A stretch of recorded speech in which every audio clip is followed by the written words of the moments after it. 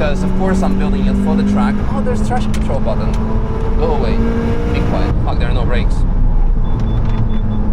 Yes, car, I know. There are no brakes. And what happens when you have a project car and it takes too long? You buy another project car. In this case, Civic was taking too long, so bought the Corvette. Now the Corvette is also taking too long, is in pieces for the next build stage. So we need to buy another car, right? Also have a Golf. And also Honda AMG in South Africa. I should probably shut up because my wife is sitting in the back seat. And actually shout out to her that we are able to pick up today's car, which is a Celica. Why is it there in the first place? I'll tell it to you in a bit. But bought the car in the Netherlands, and right now, today, at the moment of recording this video, we also picked up our new daily. Marco is with us, our 14-month-old son. We picked up the Gravity in Hilversum in the Netherlands because that's where one of the main Lucid studios is. And Celica is also Netherlands. And then we felt like, you know what, let's go pick that one up as well because we have enough people with us to drive both cars. And luckily Marco is such a good kid that allows us to go anywhere we want, any country and anywhere, as long as we give him food. He sees cars, so I think he's a perfect fit for our company.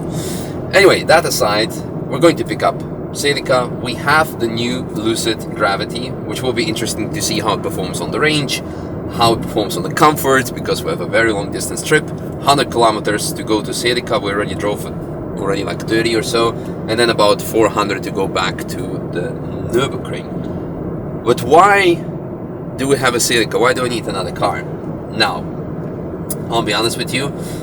As you know, we have a members only section. By the way, the car is on autopilot, and that's why I can look at you occasionally in the camera.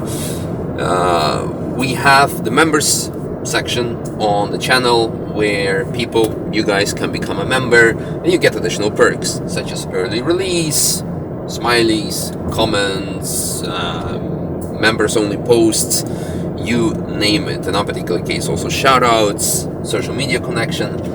But honestly, over the last year or years, I feel like I have not been delivering enough to the paying members, because most of the things I would do is the early release content, and then YouTube sometimes would push that particular content to people as members only, and then when the video goes on public it would not be pushed, and then I would get only upset people as if I'm hiding something behind paywall.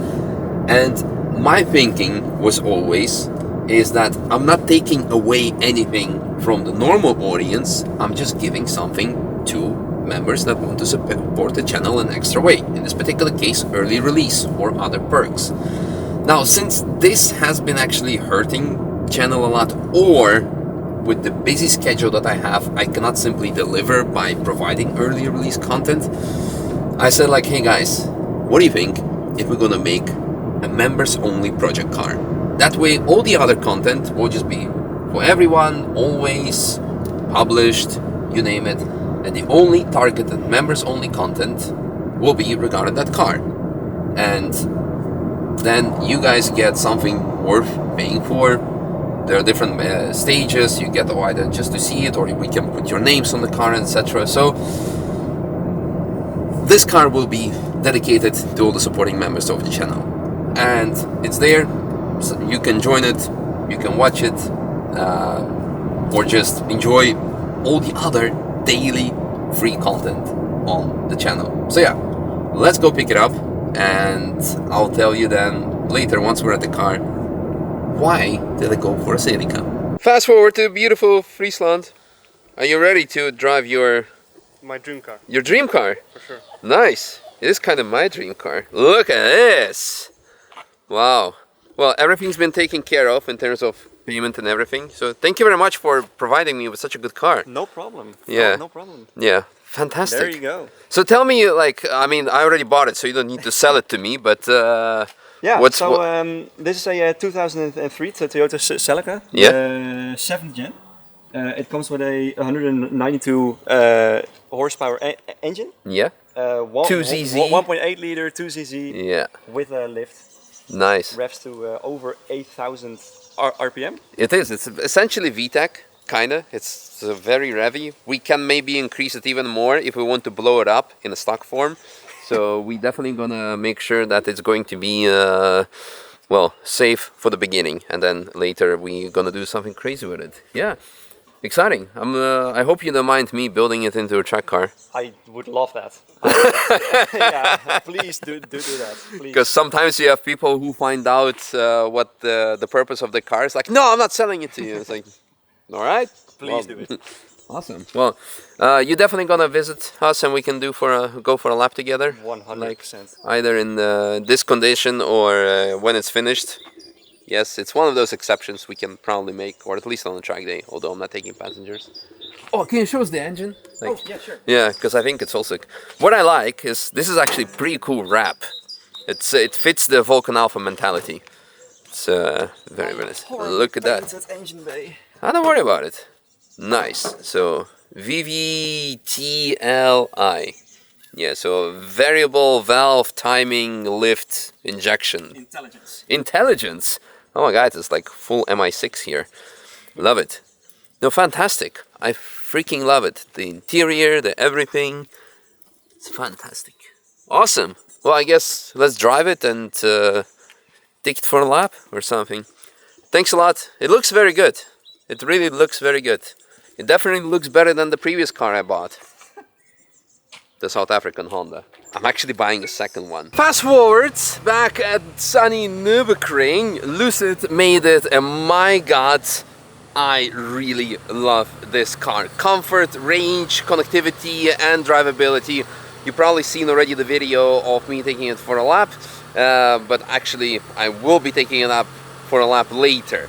But this video is actually about the Celica. Yeah, Stan made it all the way from Holland, so now we have it here at Vulcan Alpha, and I'll be taking it out for a lap, of course, in a bit. But first, I'm gonna do basic checkup here at Vulcan Alpha. Gonna do mandatory oil change because I have massive PTSD from blowing up my Civic engine last year. So I'm gonna do that. Lots of parts are already ordered or coming up, such as wheels, tires, gearbox as well, straight cut gears for it, close ratio, custom ratios, and the engine will be built as well with ITBs and everything. But this, realistically speaking, timeline wise, is gonna happen next season, because by the time it's finished, the season will be over. So we're gonna be building it, putting cage, and you know how it goes. Like, but this season we're still gonna be doing a lot of basic stuff to it. Now, first of all, why the Celica? Why did I get this of all the cars? Well, after driving Andrea's Alfa Romeo 156, I wanted to have something that I could jump in, do some laps, and not worry about, and have something relatable. We tried that with the Civic, got out of hand. So we're gonna try to keep this one relatable. You need to have a good base for a car. So you need to have lightweight for the track, you need to have a good suspension geometry, and of course naturally aspirated high revving engine. That's my personal preference. So we have 2cc engine, 1.8 up to 192 horsepower. Later we're gonna be pushing towards 250 when it's built, maybe more.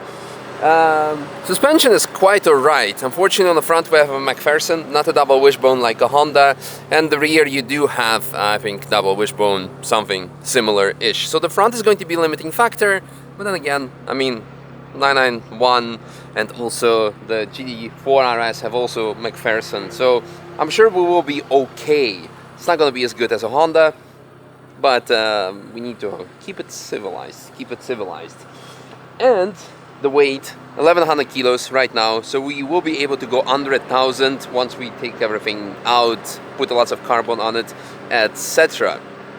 So yeah, let's put this baby on a lift, see how it looks like underneath, if it's trackable, maybe do a quick alignment even, most importantly oil change, and after that we will start, of course, all the modding process. But first we need to do the lap and see how good or bad is it.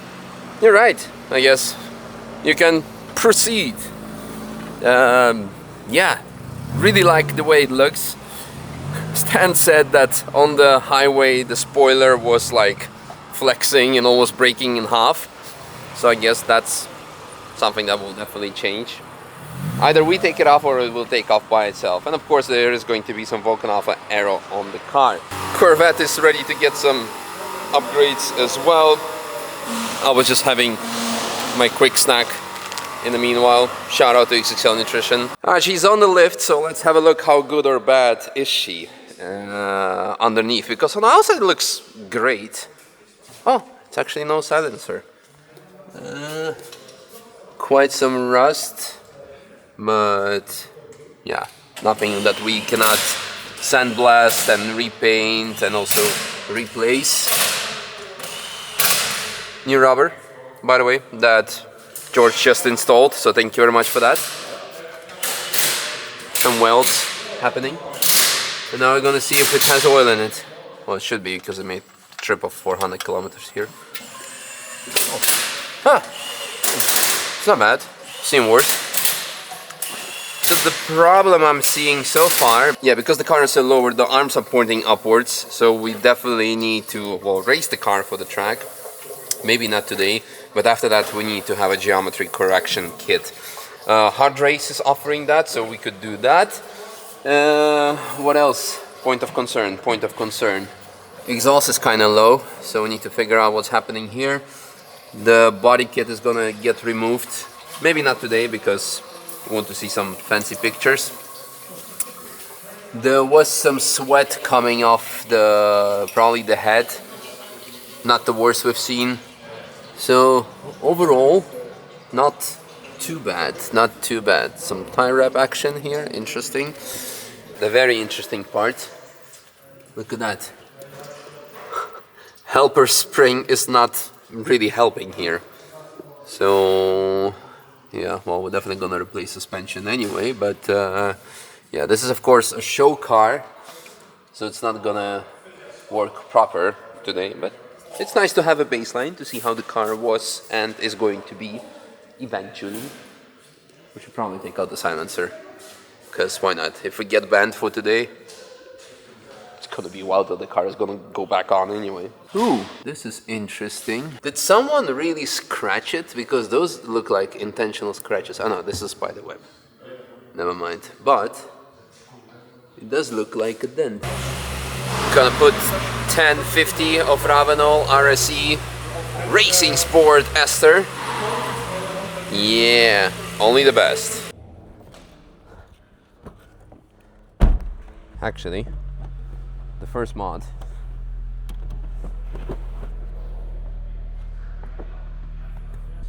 So while I'm connecting Draggy to my phone, who wants to hear a fun story? So, it's the first time I'm sitting in the car. Yesterday when we picked up the car, Maggie said, Misha, another car that you buy, you're standing right next to it, you didn't even sit in it. Because the same thing happened to the Corvette. I looked at it like, looks good enough. Yeah, why should I sit here? Because then I can be like, oh, you know what, the steering wheel is too big. Yeah, I should get a Fusina steering wheel. Yeah, that's what we'll be doing. While the car was on the alignment bench, we found out that alignment is not 100% straight, but it's not too bad. I think the wheels are pointing like more toe out and toe in, like a few degrees. It's not horrible, not as bad as the Porsche we saw the other day.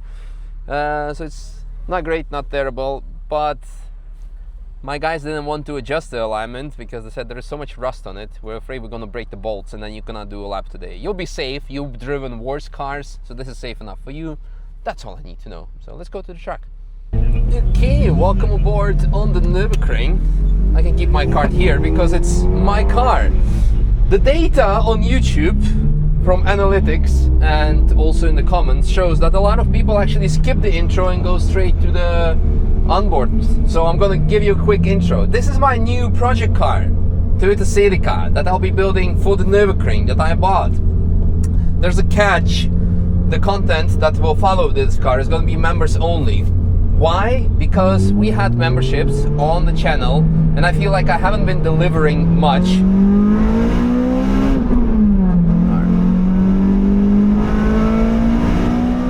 I have not been delivering much to the paying members. And when I do make an early release video on the channel,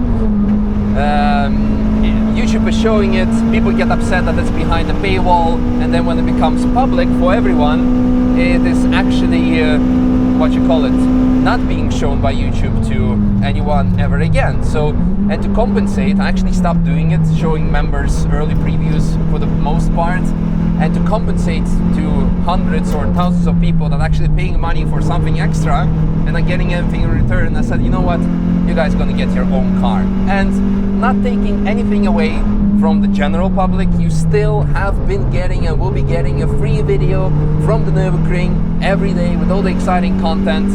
But this is something that I want to give to paying members. So if you want to join, sure. If not, also nothing wrong with that. I mean, but I'm also not complaining to Netflix because you need to pay for it, or because there are multiple levels. Anyway, that's a discussion for another time, it doesn't matter. What's the beep beep beep? Was it my camera? Oh, not. No, everything is still recording, so maybe there is some feature on the car. But anyway, why did I get the Celica as I downshift? Many various options that we had, because of course I'm building it for the track. Oh, there's traction control button. Go away. Be quiet. Traction control off. Perfect. To build a nice capable track car, you need to have a decent engine. Not a yellow flag anyway. Decent engine. So I prefer naturally aspirated with some higher rev range. Honda Civics already having that, so Hondas fell away. Honda Accord, the first Accord Type R, was a very good candidate with the H22 engine, but yeah. But this, we have a Redline stock of over 8,000, 8,250. When the built engine that's gonna come, you're gonna have even more. And yeah, so the engine is quite good, an emotional factor. Look at that. Mwah. Then, as Colin Chapman said, simplify and add lightness. Weight is a very important factor. This car stock is 1,111 kilograms, so fuck, there are no brakes. Yes, car, I know, there are no brakes, and that's interesting. So yeah, another feature to be aware of, that brake pads are there for the street, but obviously not track capable. Yeah, the chassis is very lightweight, so you can even reduce it even further by stripping it out, adding carbon fiber components to it, which we will definitely be doing. Yeah, and then also finally, suspension geometry. Unfortunately on the front we have McPherson suspension, but look at that first overtake.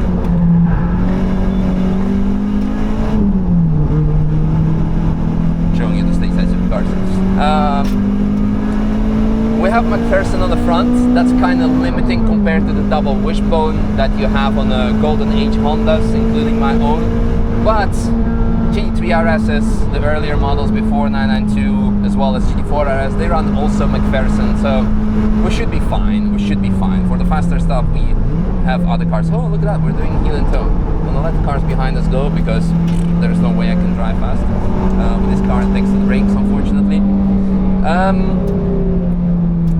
Yeah, so my choice fell on a Celica T-Sport because earlier last year I did drive one, but it was the base Celica with the 1ZZ engine, and that gives you 140 horsepower or something, and this one with 2ZZ and the Toyota's version of a VTEC comes with 192 or something, and it's quite more capable.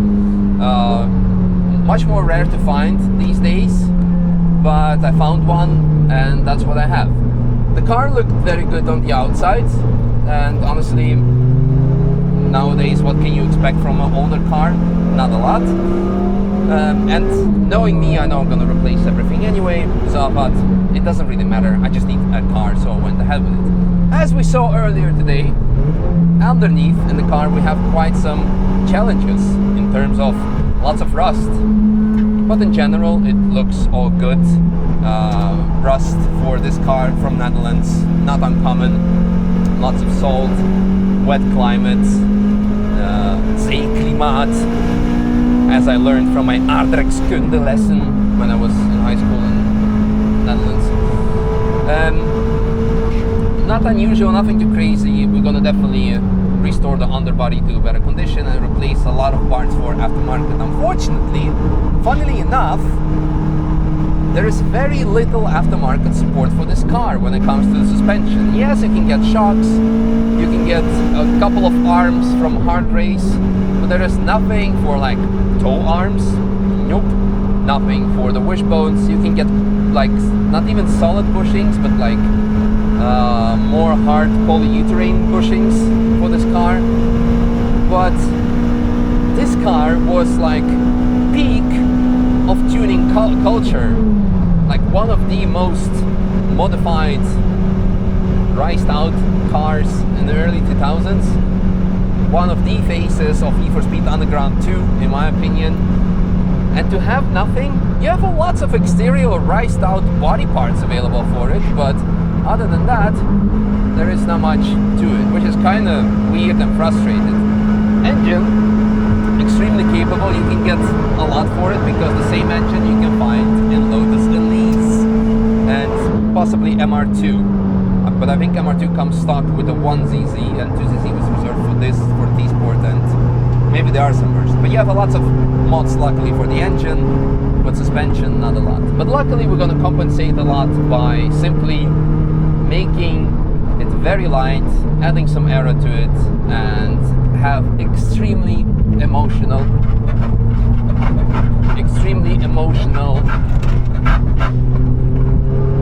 Can I actually switch off traction control completely? Because I see DRC is off, but can I have like full traction off? Maybe not. Maybe the VCDS will continue to remain on because it is crying that it's on, so maybe it is off, I don't know. But yeah, we have great plans for the build, again to give the members something extra. I already ordered the custom gearbox for it. Gonna remain H pattern because I love to heel and toe and to shift it. But straight cut gears, gonna be crying, gonna have ITBs, it's gonna be amazing, but it's gonna be a long process that I will be of course sharing you.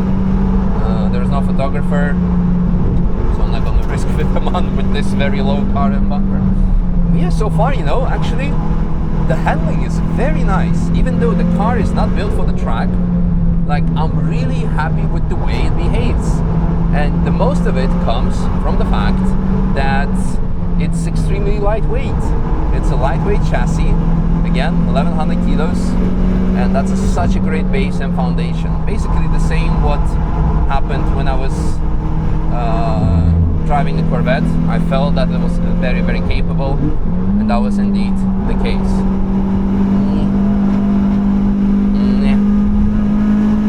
So overall, super happy, and already it revs nicely.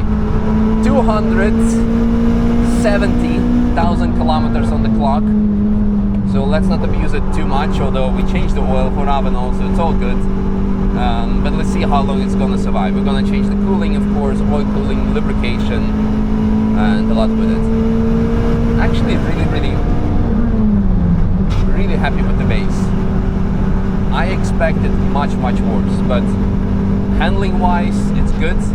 It's just that the brakes are really not good, so I'm not pushing it as much, and I'm trying to keep the revs low because I want to talk to you guys. There's going to be lots of screaming content later, absolutely. No, this is cool. I'm super happy. Like, I'm super happy because the potential is there.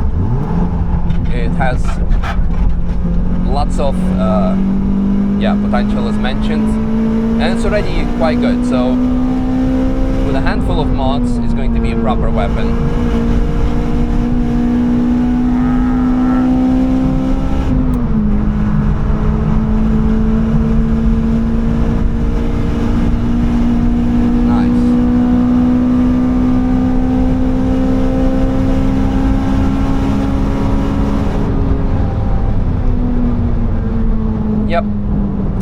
Be great friends.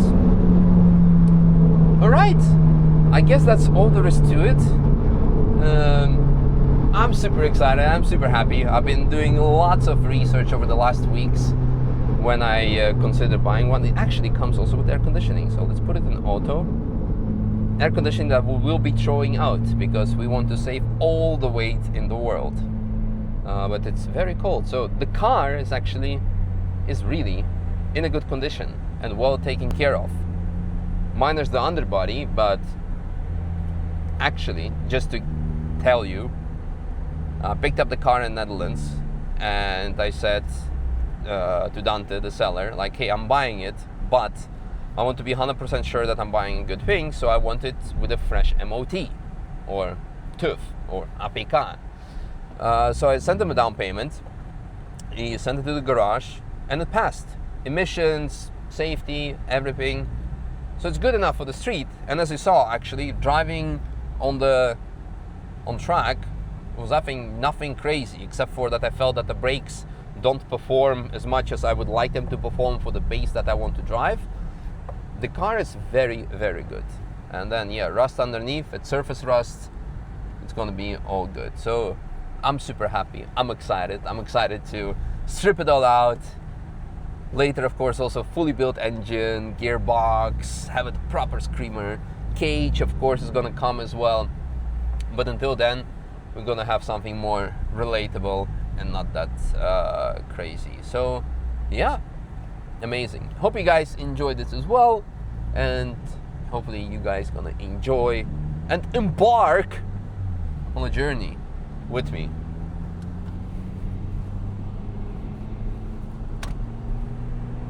That's one of the first mods we'll be doing because bye-bye. No, seriously though, temperature stayed good on a very hot day. Today is 30 degrees. I'm wearing shorts if you may see it. Fuel consumption is also quite good. It's a very capable car. I'm really surprised. I really don't understand why this car has no mods available for it. Yes, it's an older chassis, but you can get so much for a Civic. But for some reason this car was not popular as a track car. Some people are of course putting supercharger on or a turbo. I want to keep it an A, but aside from that, suspension geometry, why is there nothing available? Like I said, I found the hard race stuff, everything else impossible. We can of course go fabricate ourselves, but if you know something, let me know.